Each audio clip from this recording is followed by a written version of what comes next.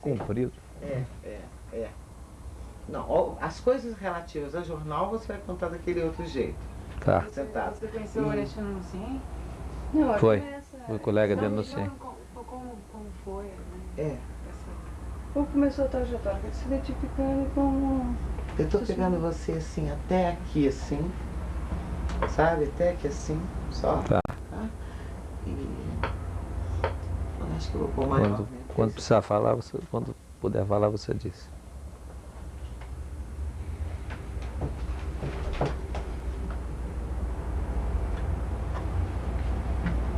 Então você tá legal o microfone? Eu queria que você fizesse assim, levemente aí.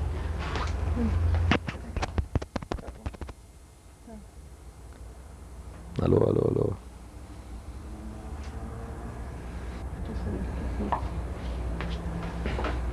Eu vou fechar aqui a janela por causa do barulho, tá, Maria Sérgio? É.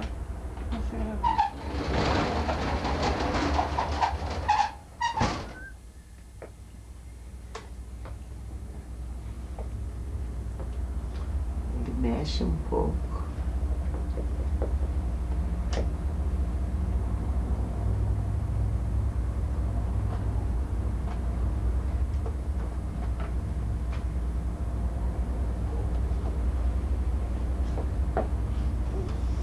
Tá bom. Eu acho que o que você tiver a contar no CIEM, porque realmente precisa mais para ilustrar o CIEM, Sim. algum episódio, alguma coisa assim. CIEM. Eu acho que a grande participação política do Onestino foi na universidade. Vamos olhar pra cá, né? Tá. O Cláudio falou a mesma coisa, vários, todos falaram. Inclusive no ensino médio não me lembro de grande participação dele, não. Depois ele na universidade, fazendo política, ele teve uma contraparte no ensino médio que foi o Norton. Que eu me lembro de várias vezes o Norton foi preso, a gente precisava entrar no circuito lá na universidade. E o Onestino também é que tomava essas iniciativas. Bom, eu posso começar lá? Pode começar. Bom, meu nome é Ailê Salassier, eu tenho 50 anos e fui colega do Onestino, fiquei conhecendo o Onestino no CIEM. Nós somos estudantes juntos no CIEM. E de lá nós fomos para a universidade, fizemos vestibular junto, o Onestino passou em primeiro lugar no curso de Geologia. Ou no vestibular da universidade toda, não sei. O Onestino, não sei, que foi um brilhante vestibulando, né? E ele... eu não me lembro de grande atuação política dele no CIEM, que ele era um estudante também brilhante, né? Mas na universidade, não no primeiro semestre, mas a partir do segundo semestre, o Onestino começa, a liderança do Onestino começa a manifestar, né? E na universidade, o Onestino, a gente tinha uma grande ligação com ele, porque, primeiro, que era uma pessoa muito sincera, né? E tinha uma maneira muito delicada de falar com as pessoas, muito educado, né? Sabia ouvir, né? E ele nunca se apresentava como dono da verdade, apesar de toda, às vezes, ingenuidade da gente. E ele aceitava os argumentos, ponderava com a gente, até, evidentemente, dobrar, porque ele era de uma inteligência rara, né? E tinha uma coerência no pensamento, tanto político quanto no cotidiano. Ele tinha uma grande coerência no discurso dele, né? E eu fui presidente do diretório de comunicação e depois fui diretor de divulgação da FEUB, na gestão do Mauro Bulamarque. O Onestino nos substituiu. E depois fui representante do diretório de comunicação na FEUB, na gestão do Onestino. E eu não tinha nenhuma iniciativa minha, porque a gente procurava sempre ouvir a orientação do Onestino. Sempre que a gente tinha uma ideia clara das coisas, ela era fruto de uma discussão que a gente tinha tido com o Onestino. Isso, inclusive, ajudou a gente a não se meter em determinadas dificuldades, em determinadas situações. Porque ele também tinha essa face no caráter dele. Se ele achava que a solução era uma solução que não era compatível com a personalidade, com o comportamento da gente, também ele livrava os colegas dele de participar de determinadas situações. Ele não colocava ninguém no fogo, né? E, por outro lado, as coisas que esse comportamento dele criou uma confiança nossa para com ele, de tal forma que o que ele também pedia era impossível a gente negar, né? E eu me lembro de uma vez que houve uma passeata na Avenida L2 e a polícia, veio a cavalaria e vieram os carros da polícia militar, aqueles jipes com soldados, coronéis, etc. E o Ernestino cismou que eu tinha acabado de comprar um fusquinha para mim, e o Ernestino cismou que eu tinha que levar uns sacos de bola de gude e uns pedaços de madeira com prego na ponta, né? Pregado com o prego na madeira, né? Aquelas pontas de prego e tal, que eu ajudei, inclusive. Primeiro ele me convenceu a ajudar a fazer aquilo ali, que era importante. De novo esse pedaço? Gravando ou Não, não? não, a gasolina ali no pé do palanque, e veio alguém atrás e botou fogo. Então aquele inquérito que eu estava falando foi por causa disso. Pegaram a gente logo em seguida e queria que a gente desse uma... Bom, eu estava dizendo, né, que o Ernestino era difícil você recusar alguma coisa. Vou começar de novo. O ano, né? Bom, o ano eu não me lembro, mas eu tenho a impressão que isso foi em 1967, né? O Ernestino era uma pessoa que a gente não podia negar, não conseguia negar nada para ele, né? Então um dia eu tinha acabado de comprar um fusquinha velho mesmo, e ele falou assim: poxa, esse comprou um carro agora para a FEUB, né? Então vamos fazer o primeiro uso do carro aqui.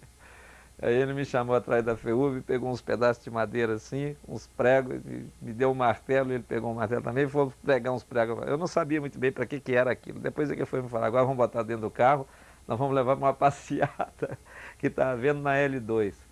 E estava chegando o pessoal da polícia de jipe, na cavalaria e tal. Então enchemos o fusquinha daqueles pedaços de madeira com prego e as bolinhas de gude. E fomos esperar a polícia, fazer a passeata e esperar a polícia e tal. Eu sei que eu deixei o Ernestino lá e peguei o meu fusquinha e saí fora do campo, porque aquilo ia complicar e eu ia ficar também sem meu fusquinha ali. E o final daquilo eu não me lembro mais o que deu, mas essa foi uma das ações que nós participamos juntos. Depois tivemos outras também. Eu me lembro que no 7 de setembro, a parada de 7 de setembro era comemorada na W3 e os palanques também eram de madeira, né? E o Ernestino me chamou e falou: hoje tem uma outra missão para você aí e tal. E eu fui para atender o Ernestino. Aí passamos no posto de gasolina, compramos nem sei se essas coisas vale a pena contar. Depois dá um processo, dá um golpe aí de novo, a gente vai ter que responder por tudo isso de novo. Passamos no posto de gasolina, enchemos uma lata de querosene de gasolina, e eu vim dirigindo o Fusca pela W3, o Ernestino abriu a porta do lado direito e foi despejando a gasolina no pé do palanque, né? E alguém veio de trás e jogou fogo naquilo, né? E pegou fogo nos palanques. Eu tenho até uma fotografiazinha lá em casa, pequenininha, que mostra os palanques pegando fogo. E por causa disso, a gente terminou pegando uma cana aí, e nessa cana também teve um episódio interessante. É que eu morava na W3 no fundo de uma casa, mas era uma família muito conhecida, eram dois velhinhos que tinham um filho que era meio retardado mental, mas que estava servindo o exército. Então ele soube que eu tinha sido preso. Aí ele foi fazer uma visita para mim. Só que quando ele foi fazer a visita, eu estava numa sala de interrogatório lá, conversando com o major em cima da mesa tinha um punhado de fotografias justamente dessa passeata que foi feita logo em seguida a queima dos palanques. E aí o major tentando fazer com que eu dissesse, Fula, que eu confirmasse que aquelas fotografias que ele já sabia quem era, né, que eram figuras todas conhecidíssimas, né, inclusive alguns deputados e tal, ele queria que eu dissesse, esse é o fulano, esse é o fulano, esse é o fulano e tal. Até que apareceu a figura do Onestino lá, de braço dado com um daqueles deputados ou com os líderes estudantis, etc. Vamos cortar. De novo lá da L2? Começa tudinho. É? Porque aqui, tá muito assim, tá muito, tá muito interessante. E os gestos mais um pouquinho para cima do que na cintura. Tá. Mais assim para cima, isso. Então agora vamos gravar e vai dar tudo certo. Então, gravando. Bom, eu tinha acabado de comprar um Fusquinha, né? A gente não conseguia negar nada para o Onestino, né? Aquela forma com que ele falava com a gente, com que discutia com a gente e tal. Então ele falou assim, eu tinha acabado de comprar um Fusquinha e ele me falou, quer dizer que agora a FEUB tem um carro também, né? Então ele falou assim, vamos inaugurar esse carro hoje. Me chamou para trás da FEUB e pediu para mim ajudá-lo a pregar uns pregos numas madeiras, né? Porque a gente ia participar, ia haver uma passeata na L2, os estudantes e a polícia já estavam mobilizadas para lá com os jipes, com a cavalaria, etc. e tal. Então ele falou comigo, vamos pegar essa madeira, aí juntou também uns sacos de bolinha de gude, né? Que a gente mantinha um estoque, na verdade a gente mantinha um estoque desse na FEUB já, né? Era uma arma que a gente tinha contra a cavalaria. Então ele botou dentro do Fusquinha, eu vim com o Fusquinha na L2, deixei o Onestino na L2 num canto ali, onde pudesse ficar mais ou menos resguardado da vista dos outros, para ser usado no momento devido. E aquilo foi usado naquele episódio do encontro dos estudantes lá com os militares. Mas eu não sei exatamente como é que terminou, não me lembro exatamente como é que terminou o episódio, né? Bom, de outra feita, esse Fusquinha ainda, o Onestino um dia me convocou para uma outra missão. Essa missão era que naquela época os desfiles militares de 7 de setembro, se davam na Avenida W3. E os palanques eram feitos todos de madeira. Então, eu saí com o Onestino, nós passamos num posto de gasolina, enchemos uma lata de querosene de gasolina e viemos para a W3. Eu vim dirigindo, encostei, fui descendo perto do palanque, o Onestino com a porta direita aberta foi jogando o álcool, a gasolina no pé do palanque. E alguém veio atrás e botou fogo naquilo, né? Então, depois disso, nós terminamos sendo presos. Eu nem me lembro se o Onestino foi preso junto naquela época. Eu sei que fui mais uns 10. E eu estava respondendo um inquérito, eu estava lá na mesa. Desculpe. Nessa época eu morava na W3 no fundo de uma casa de 2 velhinhos que tinha um filho que era meio retardado mental, mas que estava servindo o exército.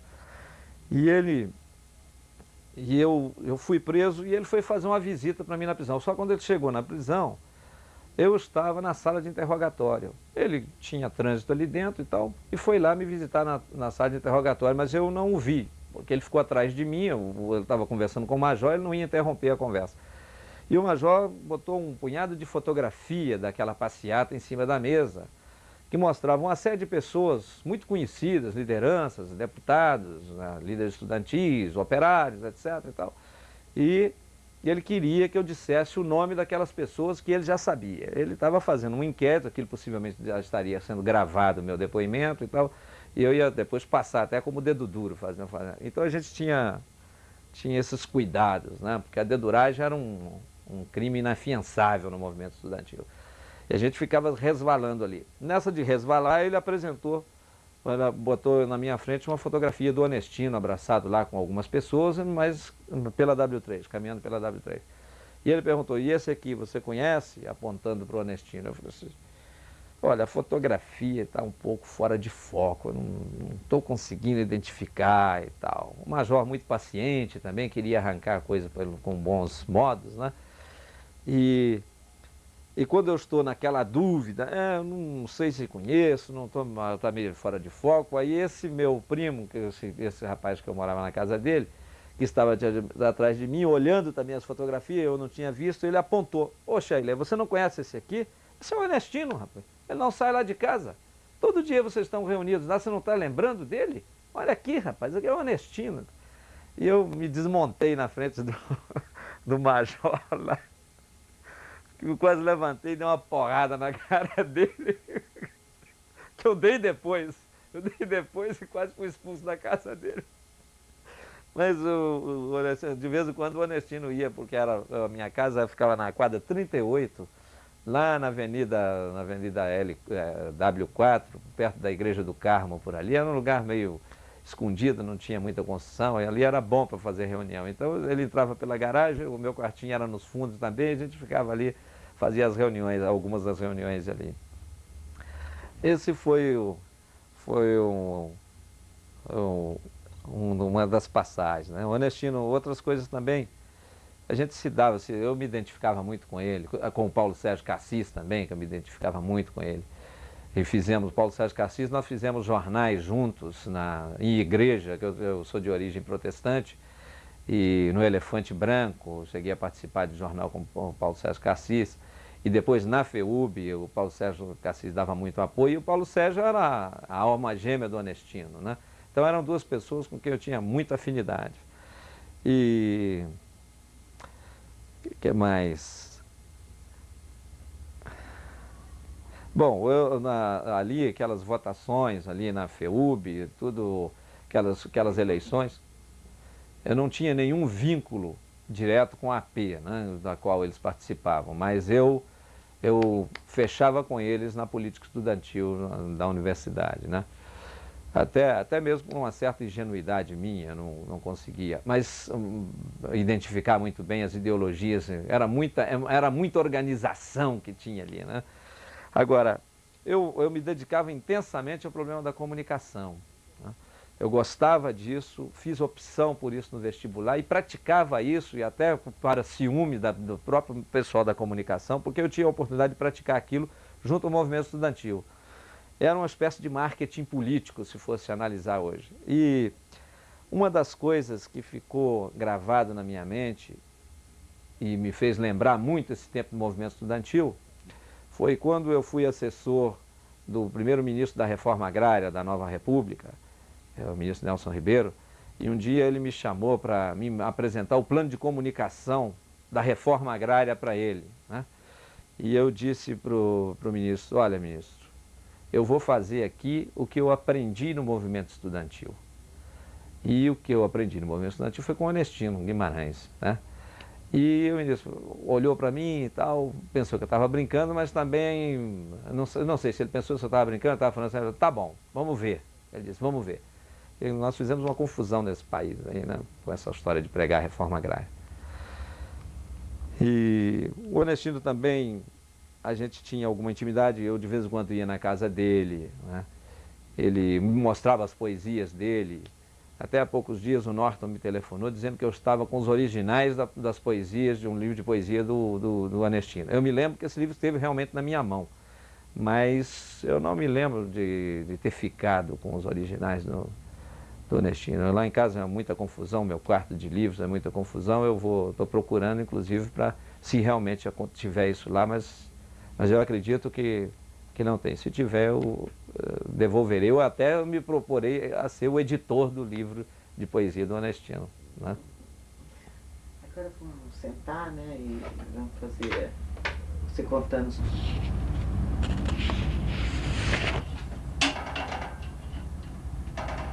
Você assim tá bom? Vai pondo. Na hora que ficar bom, tá gravando.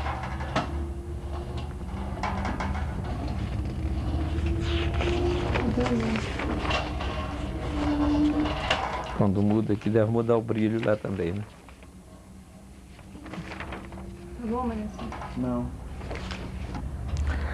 Uma coisa que eu queria dizer também nesse depoimento aí, é que é o fato de eu ter passado 20 anos na universidade e conhecido várias gerações de professores e estudantes, e nunca ninguém teve uma imagem tão forte. Por exemplo, quando você pensa na universidade, a gente nunca pensa que a universidade... Você está gravando? Tô. Que a universidade possa ter tido um outro símbolo que não tenha sido o Onestino, entende? Nós tivemos grandes intelectuais ali, grandes pesquisadores, mas quando você fala em Universidade de Brasília, é impossível você ignorar que... E quando você fala em Onestino, você vê a Universidade de Brasília. Existe uma relação simbólica dos dois aí, entende? Pelo menos na minha cabeça, assim. Eu acho que na cabeça de muita gente. Aí, nossa, esses jornais. Tá bom assim, Marcelo? Pode falar? Já não tá bom a luz assim? E ele crescesse ele. Assim? A gente depois vê lá fora. E assim ficou melhor?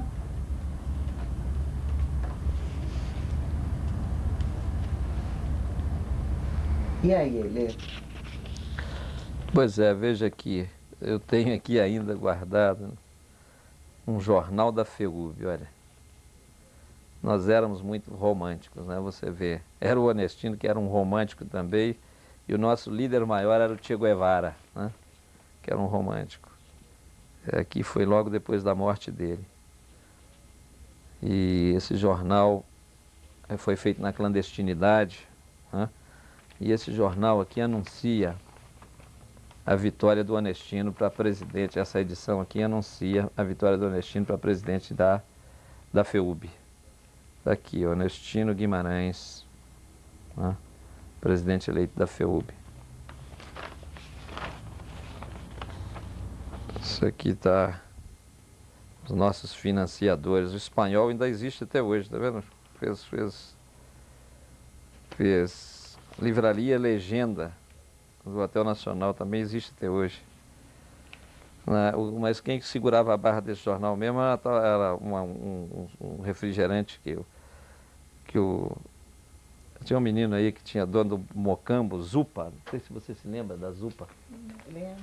A Zupa, ele queria lançar o refrigerante, queria lançar na universidade. Nós fizemos várias passeatas e vários comícios em que ele distribuía a Zupa de graça.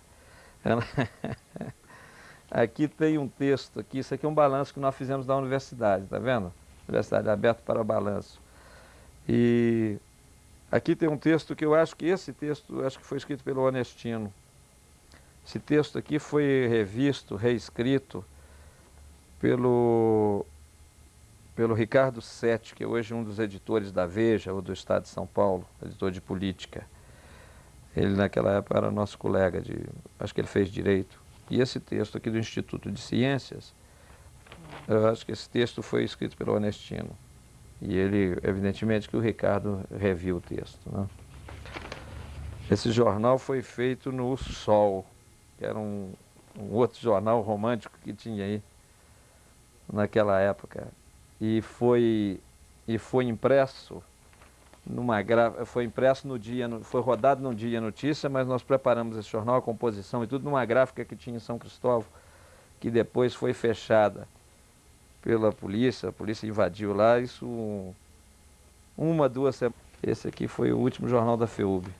Nós fizemos 3 edições lá, todos clandestinos e todos fizemos com muita dificuldade. Olha, Porque você está pegando o jornal. depois eu pego o jornal. Eu acho que agora eu peguei o jornal, agora eu vou pegar o geral. Tá. Pode gravar, peraí, um minutinho, gravando. Gravando, né? Bom, isso aqui era um jornal, um dos exemplares, uma das edições do jornal da FEUB.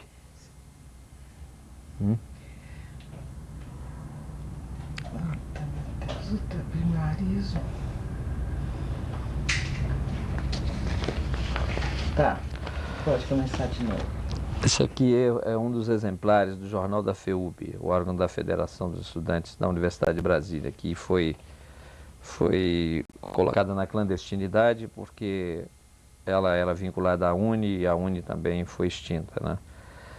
E... Afasta um pouquinho só. Aí o jornal. Jornal? Sim. Aí. Você E... coloca um pouco pra mim também, olha, aí assim. Aí nesse ponto, mais pra cá. Cá. Aí, é.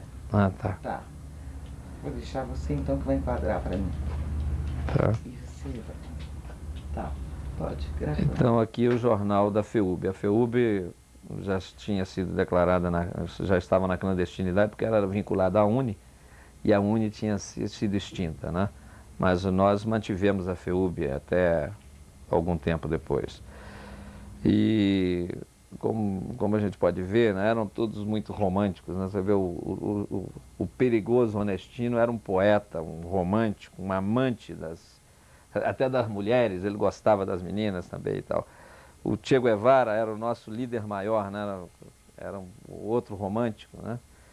E esse jornal foi feito com dificuldades, porque ele foi feito no sol. Depois uma outra parte foi feita no Dia Notícia e foi rodado no Dia Notícia e foi composto numa gráfica que tinha em São Cristóvão, que depois que foi fechada 2 ou 3 semanas depois pela polícia, né? A gráfica nem podia constar do expediente do jornal aqui. E esse jornal a gente passou também respondendo inquérito aí durante uns 10 anos sobre esse jornal, porque a gente era meio audacioso, quer dizer, além de fazer o jornal clandestino, a gente botava o nome da gente lá como editor do jornal, né? E aqui tem um balanço da universidade, em que cada diretório acadêmico fez aqui um relato da sua faculdade. Aqui está o do Instituto da Geologia, Instituto de Geociências, que o Onestino era o presidente do diretório. E eu tenho a impressão que esse texto foi escrito por ele. Tudo isso aqui, cada diretório contribuiu, e foi o Ricardo Sete, que é hoje editor da Veja, o editor de política do Estado de São Paulo, não sei, foi ele que fez que reescreveu isso aqui, que deu uma copidescada nisso aqui. Mas esse texto do Instituto de Geociência eu acho que foi escrito pelo Onestino. Isso aqui tem alguns dos nossos patrocinadores, né? Tem alguns patrocinadores que ainda existem até hoje em Brasília. Outros foram fechados, como a Livraria Civilização Brasileira, foi fechada com muita violência. Mas tem a Livraria Legenda, que eu acho que ainda existe no Hotel Nacional. Tem o Espanhol, o restaurante, que eu acho que ainda existe. E aqui tem uma coisa muito interessante, que quem patrocinava, na verdade, esse jornal era a Zupa. Mas não é que o cara fosse um revolucionário, não. É que eu esqueço o nome daqueles meninos, né? É que eles, são os italianos que eram donos do Mocambo, é que eles queriam lançar a Zupa, e então o movimento estudantil era ótimo para eles lançar a Zupa. Então a gente fez muito comício por aí, muita passeata, com o pessoal tomando Zupa. Essa foi o Mocambo, tá ele aqui, ó. O Mocambo era deles. Eu esqueço o nome dele. Eu acho que o Azevedo estava chegando para cá. Né? Acho que o reitor Azevedo estava chegando para a universidade. Esse material para nós.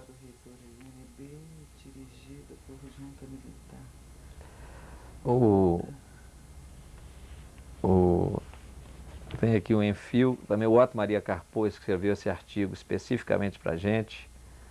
A gente tinha esses contatos com esse povo. Pegar o Enfio de jeito nenhum. Enfio? É. Ah. Esse aqui é uma charge sobre a Amazônia, né? Tá vendo? Quer dizer, falar em Amazônia, o movimento estudantil, reforma agrária, aquilo que eu falei da reforma agrária. Vamos aí direto, vamos ver se pegamos esse Enfio aí. Estou pensando em pegar O abajur? E tentar ver. Não, Deixa eu pegar uma luz mais forte. não dá pra ler nada, só se ele lesse. Mas, Se eu pegar essa luz mais forte lá dentro. deixa eu Escreveu esses outros artigos aqui, eu não estou me lembrando. Quem escrevia também para nós era o Nelson Werneck Sodré. Nelson Werneck Sodré escreveu alguns artigos para a gente também. E o enfio aqui não dá para pegar não, né? Aqui. Eu vou deixar ligado e eu vou fazer. Vou pegar a luz. Com essa luz em cima. Ah, melhorou. Eita. Acidente de trabalho. Peraí. Ah, melhorou aqui muito.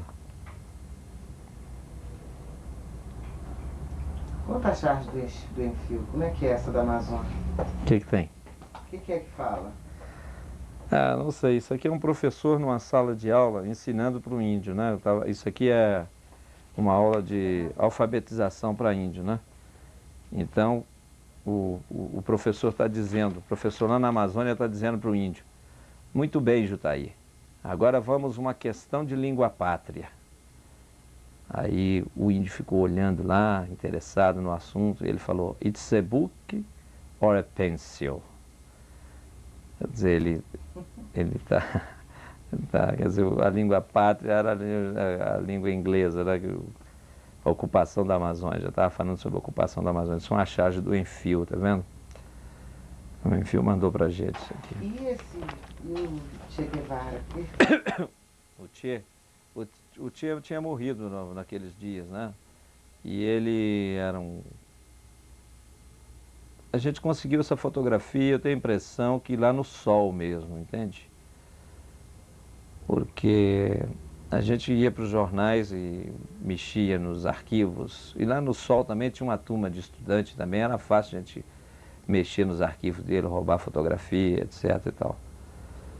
Eu tenho a impressão que a gente pegou isso lá no sol também. E o Che Guevara tinha morrido naqueles pouco tempo, né? E ele era o nosso inspirador da luta política.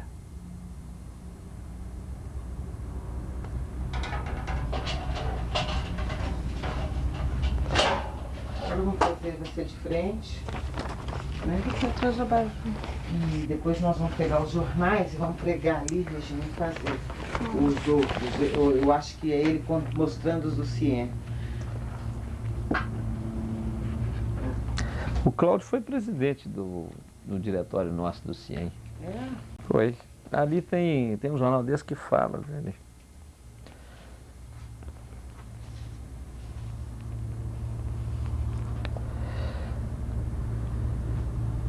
Confiar, não? Que eu acho que isso... Nós tínhamos um boletim semanal na universidade, que a FEUB editava, que revolucionou aquela universidade, sabe?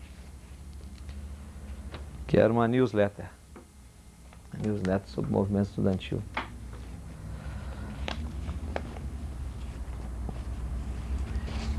Como é que é?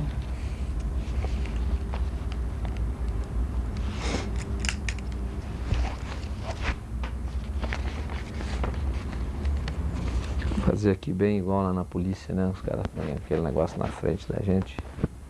Identificar criminoso.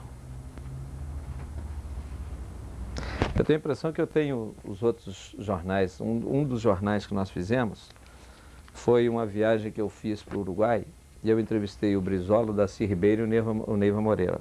Tá gravando? Quer que conte esse episódio ou não? Esse episódio, esse jornal, então tinha sido baixado um ato institucional que proibia transcrever palavra de caçado. E estava naquela época que o Brizola estava entrando no Rio Grande do Sul, né? E o Brizola, eu conversando com ele e tal, ele me falou: revolução no Brasil só com arma na mão.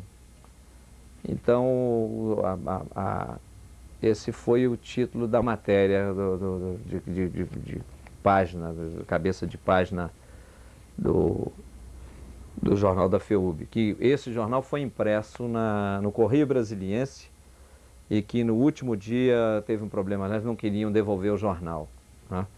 E essa matéria do Brizola, que era uma matéria exclusivíssima, né? Porque ninguém podia fazer entrevista com o Brizola naquela época, os jornais estavam nesse jogo, e a FEUB deu uma entrevista com o jornal com o Brizola, com o Darcy Ribeiro e também com o Neiva, né? E E esse jornal, por causa disso, a gente teve que responder a inquérito aí durante muito tempo, por causa daquela declaração do Brizola e tal. Os militares levavam a sério essas besteiras que a gente fazia.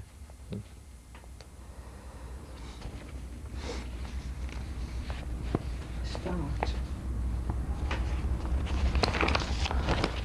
Nessa entrevista, eu estava com a carteira falsa do Correio Brasiliense. Eu já era metido a ser jornalista, né? Quantos anos você tinha? Eu me lembro. Eu consegui uma carteira do Correio Brasiliense falsa, foi por isso, inclusive, que o Brizola me recebeu, né? Ele achou que eu era jornalista e tal.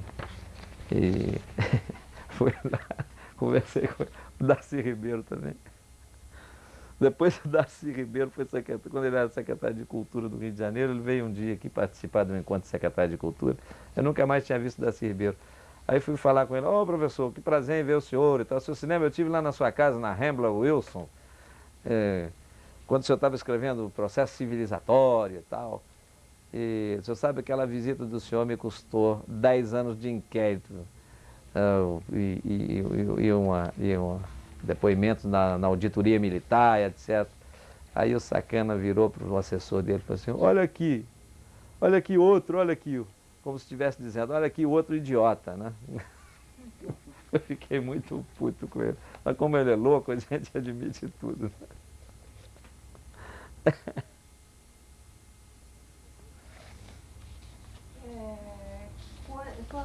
Quando que você a última vez que você viu o Anestino? Bom, a última vez que eu vi o Anestino, eu acho que foi na transação para o Congresso de Ibiúna. Tá? Eu queria, de qualquer maneira, eu já estava na Folha de São Paulo. Estava trabalhando na Folha de São Paulo. E a Folha de São eu fui admitido na Folha de São Paulo para cobrir movimento estudantil e para cobrir Ministério da Educação. Comecei minha profissão por aí. Como eu era muito bem relacionado ao movimento estudantil, a Folha achava que, naquela época, a matéria do movimento estudantil era importante, achou que eu seria um bom repórter para eles. Eu já tinha começado a trabalhar na última hora, eu saí da última hora e fui trabalhar na Folha. E aí, eu queria ir no Congresso de Ibiúna, não só porque eu era egresso do movimento estudantil, estava ali saindo do movimento estudantil, mas também porque a Folha tinha uma outra menina em São Paulo, que era também da AP, queria fazer uma cobertura completa do Congresso. E não iam tantos jornalistas assim, parece que iam uns 3 ou 4, e entre eles eu queria ser um dos premiados, me considerava um dos premiados ir cobrir o Congresso de Ibiúna, né? E o meu contato era o Paulo Speller, né? Eu tenho a impressão que o Anestino, já percebendo, né, o que poderia vir a acontecer e tal, ele mesmo deve ter complicado o contato para mim e eu não fui. Mas a última vez que eu fui, eu encontrei com o Anestino, foi essa discussão de como a gente poderia ir para o Congresso de Ibiúna e tal, né? Acho que não podia ir jornalista mesmo, não. Tinha uma...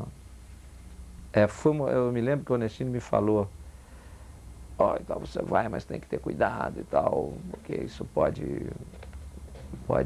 se descobrir, a gente está lascado lá e tal. Tenho a impressão que ele mesmo, depois ele voltou atrás e tal, e eu sei que eu não encontrei com o Paulo Speller e perdemos o contato para ir para Ibiúna.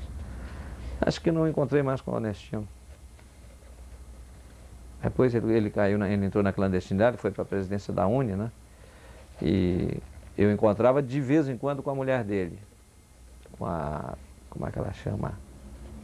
Isaura. A Isaura. E também com a mãe dele, né? De vez em quando eu passava lá para pedir informação, como é que está o Anestino e tal. Mas com ele eu não encontrei mais. Sumiu. E também sumiu nessa época o Paulo César Cassis. Eu nunca mais fui encontrar com o Paulo César Cassis. Paulo César Cassis, eu inclusive pensei que ele estava morto. Um dia encontrei com ele que ele tinha sido também morto, encontrei com ele no elevador de um edifício desses aí. Eu tive uma sensação estranha, sabe?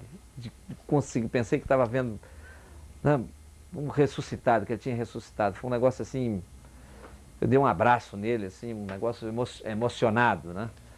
E depois, o Paulo César Cassis, o pai dele foi presidente do Sindicato dos Bancários, foi um grande mobilizador do Sindicato dos Bancários. Eu tive a oportunidade de ajudar eu cobria o Ministério da Fazenda e eu estava vendo aquele problema da anistia.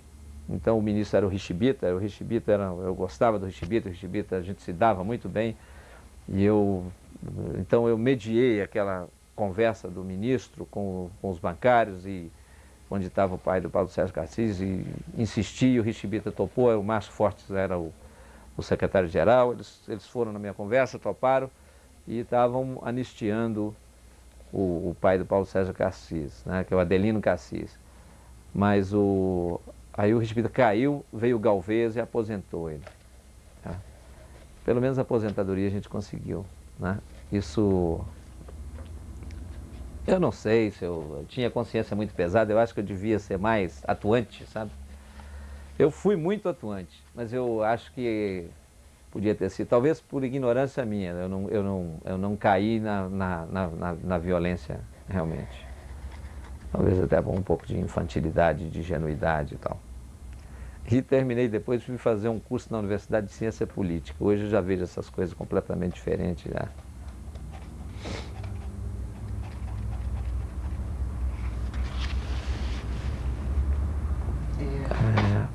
A última vez que eu tive notícia do Onestino, quer dizer, a última foi com a mãe do Onestino, quando ela lançou um dos livros do Onestino, e eu fui no lançamento do livro, né? Mas aí eu conversei um pouco com ela e tal, mas concretamente foi com a Isaura, quando ela estava maluca tentando localizar o Onestino, tentando em prisão no Rio, São Paulo, Brasília, correndo para lá e para cá.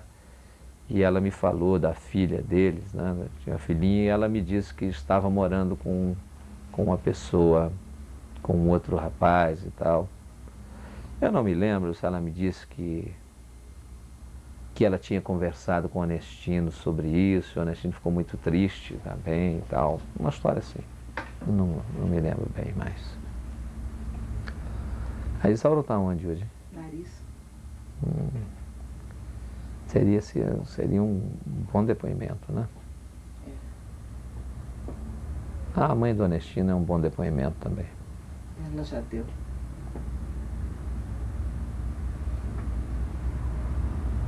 Não tem significação? Eu também na luz aí. Tá bom, Vanessa? Cessé. Ele era assessor de relações públicas da universidade e foi repórter militar da Folha, cobria militares. Ele saiu porque era considerado dedo duro, né? Bom, você está onde? Aqui? Agora voltei para... Ah, bom, nessa fotografia então deixa... está aqui o Edrovano, né? O Edrovano está aqui, está ali também, né? Isso foi no dia da soltura do Edrovano. Ele estava preso. Houve um episódio em Brasília de uma moça que foi presa, que foi sequestrada. Eu não sei o que aconteceu mais, tem muito tempo. E os jornais chamaram de um episódio da maçã dourada. E a polícia fez uma invasão na universidade. A Zezeca aqui também, a Maria José. É, Zezé. Mas nessa altura era do Jornal do Brasil, do estado de São Paulo. Tá melhor assim, Vanessa? Olha, Regina, é o melhor que eu posso fazer. Não tem, já aproximei o máximo. Roberto Vou pôr mais perto Macedo. da câmera. Cuidado com a bateria pra não cair, viu? Então, se tiver... Ó, eu tô pegando até o terceiro homem. O Edrovano é qual para O eu? Edrovano é esse aqui. Esse aqui. Aqui. Tá. Esse é o delegado, o Lincoln.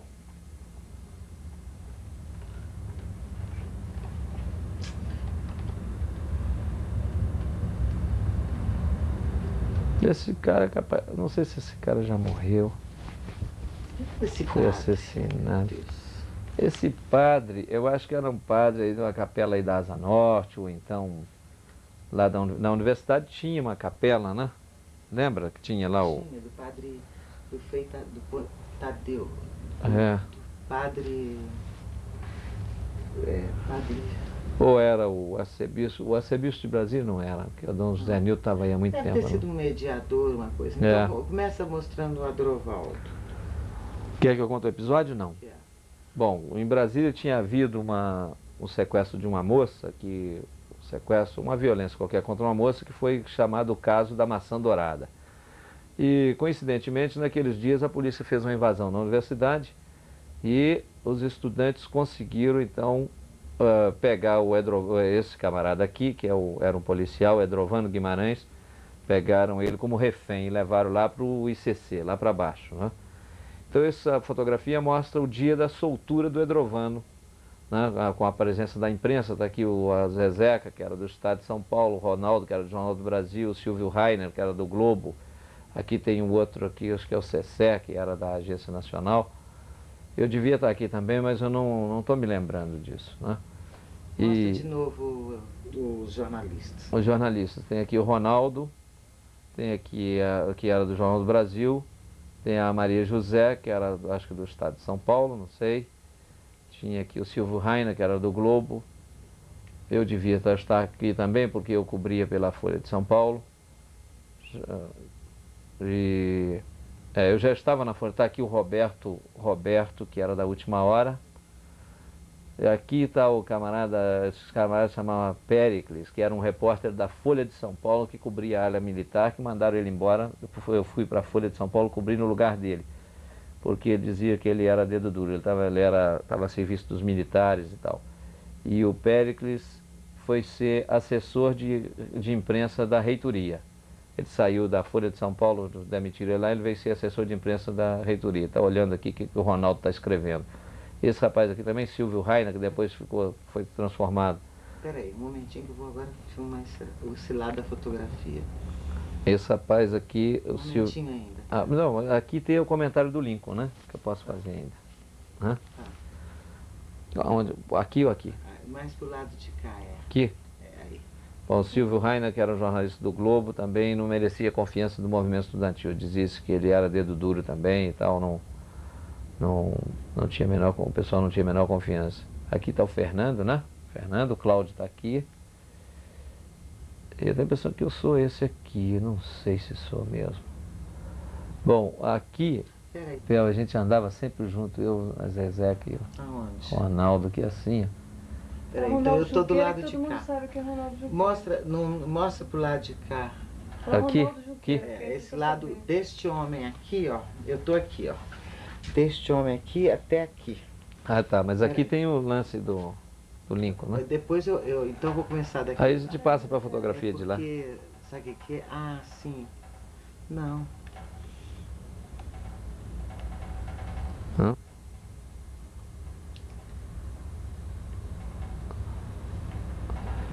Quer dizer, a soltura do Edrovano, ela se deu com um grande alarde na imprensa, uma vitória do movimento estudantil e tal. E está aqui o Silvio Rainer, que era jornalista do Globo, e que o pessoal não confiava muito, achava que ele era da polícia, né? E assim algumas outras pessoas que tinha aqui. Aqui atrás esse que está o Prates. Não sei se parece ser o Prates aqui. Está com jeito aqui atrás. Ó. Não sei se é o Prates. Né? Esse camarada aqui era chefe de gabinete. O Dr. Hugo também, ninguém confiava muito nele. Não. E o Lincoln, que era o delegado de polícia, acho que é o chefe da 2ª DP aí, sei lá onde que a gente ia parar sempre. Ele era um cara meio violento, meio covarde, lá na polícia e tal, mas ele tinha uma característica especial. Ele era de Anápolis e era amigo da família do Onestino. E ele sempre dava um jeitinho para o Onestino sair fora O Onestino era preso quase toda semana, né? Porque ele também se expunha. Depois que a gente armou um esquema de segurança lá, que deu problema, inclusive, com o Ministério do Exército e tal, mas o Onestino ficava exposto. E os policiais circulavam pelo campus tranquilamente. E aí a mãe do Onestino deve saber, pode contar a história desse cara aqui, porque eu acho que esse cara, eu tenho a impressão, né, se não me engano, mas eu tenho a impressão que ele protegia um pouco o Onestino lá na polícia. Era o protetor do Onestino lá no meio dos policiais. É o Lincoln, né? Lincoln. E quer passar pro lado de cá, não? Vou passar. Perto da... Tá tremendo? Quem tá tremendo é você. Aqui, ó. Hã? Barulho. Eu tô tremendo. Segurar esse negócio aí realmente Já não tô é. exausta. Olha, É porque não dá pra fazer Uhum. só na mão. Vou pegar paradinho. Depois eu aproveito seu áudio.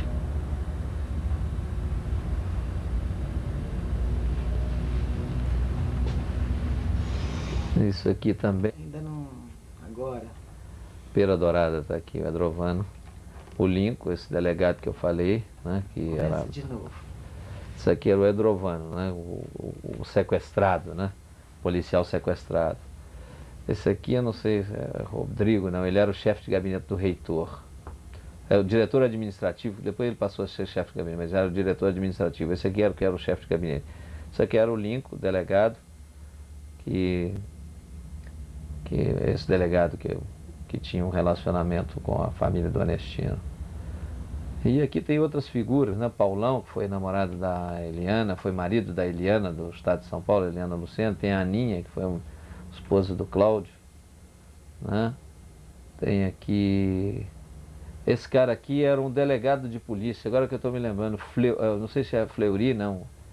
Esse cara também era muito agressivo, esse delegado aqui, não me lembro o nome dele. Acho que já morreu também. O Álvaro. Nessas fotografias está faltando o Gugon que gostava dessas confusões também. Ele já deu depoimento. É, o Gugon estava sempre no bolo aí fazendo confusão. É isso aí, não tem mais. E mostra lá onde era a reitoria. Bom, a reitoria funcionava aqui, né? Certamente o reitor deve estar aqui atrás, olhando, né? Não sei se o Azevedo já estava na universidade.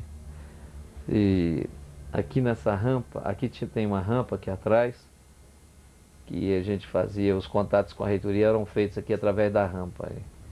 E eu me lembro quando o Azevedo chegou, o Azevedo até hoje se lembra disso, dos estudantes que estavam ali na frente da manifestação contra a chegada dele. Estava eu, tinha o Ernestino, tinha o Gugon, tinha outras pessoas que eu não me lembro, o Prates talvez, né? E Arataca, essas figuras que ficaram marcadas. Mas é vendo que seria bom dar um depoimento sobre o Ernestino, né? Ah, sim, teve um lance que comoveu a universidade também, foi a expulsão do Ernestino. O Ernestino foi expulso da universidade. Dizem que ele ainda está lá nos quadros da universidade. Não, ele tem o conselho da universidade. Quem deu essa informação para nós foi o reitor Amadeu Cury, ele ainda não era reitor. Foi uma grande promoção, inclusive, para o Cury, né? Porque o Cury era uma figura apagada, fazia parte lá do conselho universitário e tal. Houve uma reunião em que eles expulsaram uma série de estudantes, entre eles o Ernestino. Agora que eu estou me lembrando disso. Mas eu já era jornalista nessa época, eu já era jornalista. A notícia teve um impacto horroroso no meio estudantil, na opinião pública toda, porque o Ernestino era muito popular, todo mundo conhecia ele, a expulsão dele. Não sei se depois reviram esse processo, né? Mas houve um negócio desse, sim, que eu me lembro. Desligamento dele da universidade. Acho que eles desligaram ele da universidade, mas ele continua frequentando a escola e os professores aceitando ele em sala de aula. Houve uma reação interna, assim, que eu não me lembro muito bem. Mas ele continua frequentando aula, e aí foi quando ele desapareceu. Aquele período que ele desapareceu foi para a Uni também.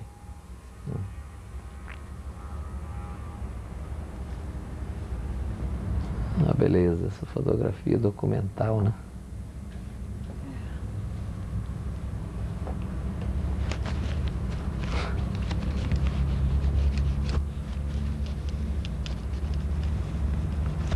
Esse cara também, se tivesse vivo, seria interessante dar um depoimento sobre o Ernestino. como é que era o comportamento do Ernestino na polícia, na coisa.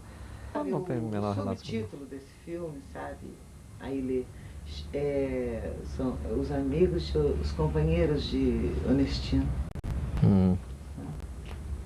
Só estou colocando os companheiros, porque senão ficaria muito difícil ir a Paris buscar depoimento da Isaura.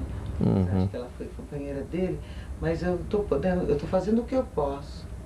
Não estou fazendo, não, é onde já está uma produção grande.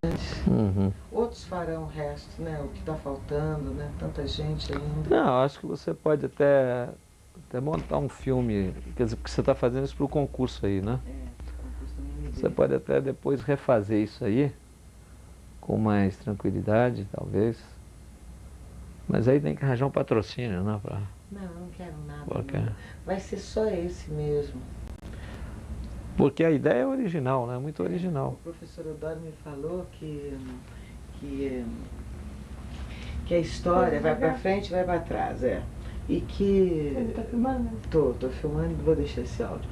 Então, diz que eu não ficasse assim me sentindo muito tensa de ter que pôr tudo, não.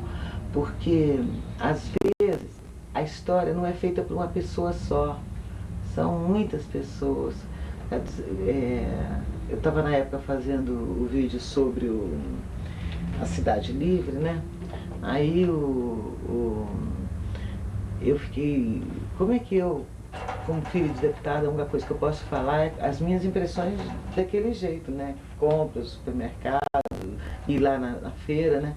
Ele falou assim, não, você faz as suas impressões, o filho de uma prostituta faz o que ele lembra, o outro é o filho do dono da multinacional que comprou o ferro para fazer os prédios em Brasília. Então vai ser o conjunto das histórias que vai formar a história de Brasília no ano 2050. Porque, de fato, pela quantidade de pessoas que você vê que... Então um pessoal com a mão na cabeça, né? Olha só quanta gente ali na invasão da universidade, né? Você não conseguiu fotografia nenhuma de invasão da universidade, não? Eu peguei jornal.